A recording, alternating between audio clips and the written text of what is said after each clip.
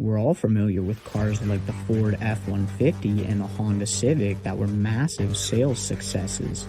There are some cars, however, that completely missed their targets, eventually becoming enormous automotive flops, far underperforming the manufacturing sales expectations. This is Fastlane Mechanic, and today here's a list of 6 cars that were huge sales flops. Before we get into the video, make sure to subscribe and turn on notifications. DeLorean DMC-12.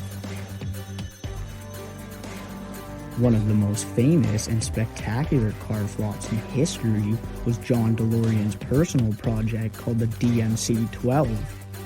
The ex-GM executive behind the Pontiac GTO wanted to make his own unique sports car with a brushed stainless steel body and wing doors, but the project was set to fail from the start. First of all, DeLorean chose the worst time to build a sports car, right in the middle of a recession. Next, the car ended up with a rather disappointing V6 engine that only made 130 horsepower. And finally, there are many quality issues since the car was being developed by inexperienced workers. The DMC-12 was produced from 1981 to 1983, but when the company eventually went bankrupt and the founder John DeLorean was arrested with the huge amounts of cocaine which he planned to resell in order to save the company from closing its doors. And yes, this actually happened. Despite all of its flaws and poor reception, the DeLorean DMC-12 became an automotive legend thanks to Back to the Future movies. Mercedes Maybach 57/62. Historically speaking, Mercedes has never made a marketing mistake, at least until they decided to revive the Maybach brand. Built to compete with BMW's revitalized Rolls-Royce Phantom and the Bentley's Continental Flying Spur owned by Volkswagen, the urban luxurious Maybach was a revival of a long-defunct German manufacturer. With the name Maybach familiar only to true automotive enthusiasts, this was the first step towards its demise. Next, both models look exactly like an S-Class, only bigger, a bit more luxurious, and they cost over $200,000, a whole lot more expensive. Of course, the lack of brand recognition and an uncanny similarity to a mass-produced model didn't do so well with the world's wealthiest buyers, so production was finally halted in 2013 after years of disappointing sales figures. Fiat 500L. Fiat's return to U.S. soil was marked by several models such as the 500 City Car, the 124 Roadster, and its rather fantastic sporty Abarth versions. Then there was the 500L, a car that failed to establish itself in the compact crossover class in Europe, and most importantly, America.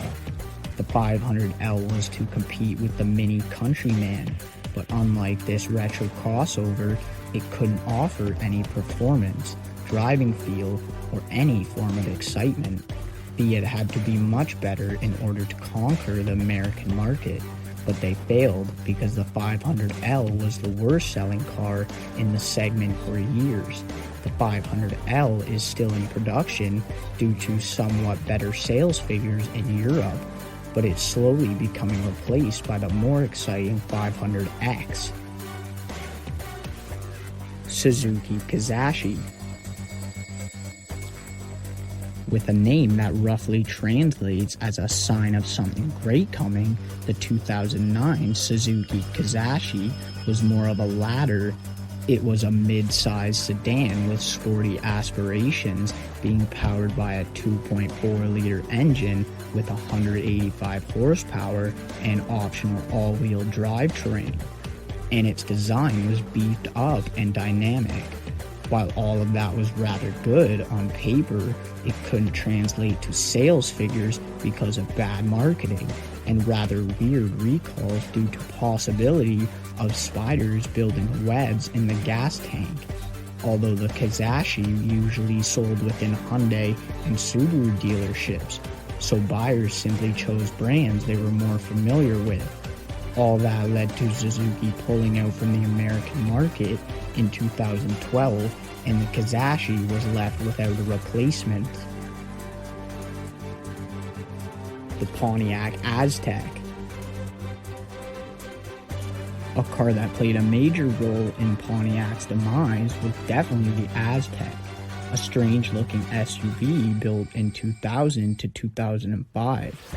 Its unique design was the biggest issue with the car, and despite its functionality, its ugliness is what drove it to the rock bottom of the US sales figures.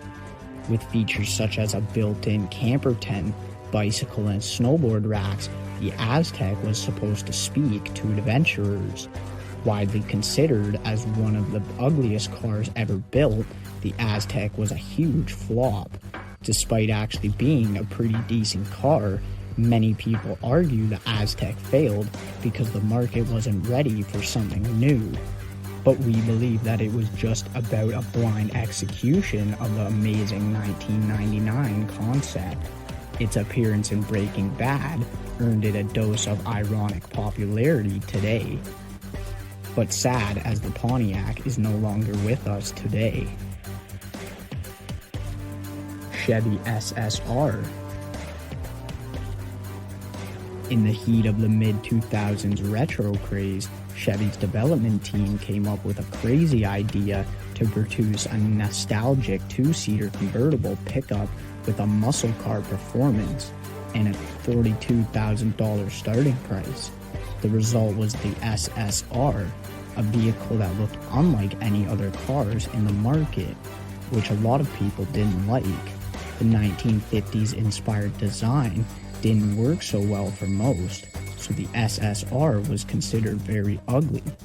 The idea behind this lifestyle pickup was that it would attract younger buyers, but quickly turned out that it most appealed to aging baby boomers. This made it even more uncool, despite the fact that it held a 300 or even 390 horsepower from the LS2 V8 engine. Despite many efforts to make the SSR appealing to a younger audience, Chevy managed to sell just around 24,000 of these very unique vehicles, and a painful realization that they needed more than simply a wild imagination to make that concept work. And that was 6 cars that were massive sales flops. If you enjoyed the list, drop a like on the video and don't forget to subscribe for more automotive content.